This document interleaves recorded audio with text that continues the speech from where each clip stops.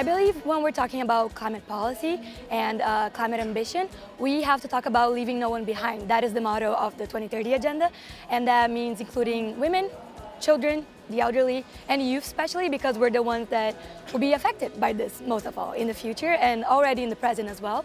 So I believe that when we're talking about sustainability, we're talking about intergenerational equity. So that means ensuring that future generations, as well as current and past generations, have access to the same resources in terms of natural resources and nature overall.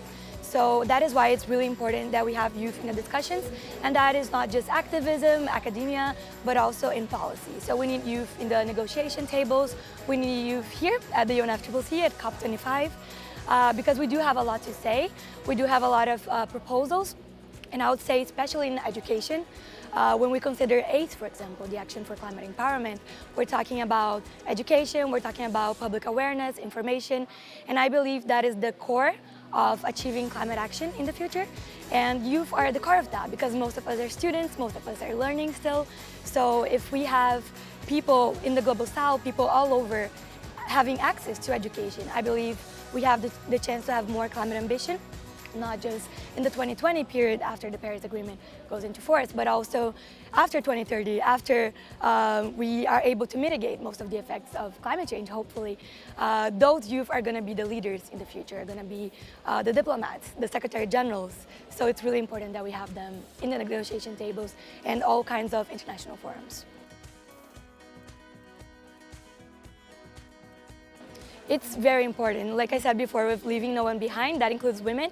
And it's important because in the patriarchal societies that we live in, we of course have women sometimes, most times, at a disadvantage. So that includes climate. So when the effects of climate change are very intense, especially in island states or rural areas, agricultural areas, we have women as the most impacted group. So of course they're important because of their vulnerability, but also because of their leadership. So we need women as well at the negotiation tables. We need women being able to raise their voice because they're the first people to be affected by climate change and all the impacts of global warming and every effect. So we need women to be in national governments leading climate action.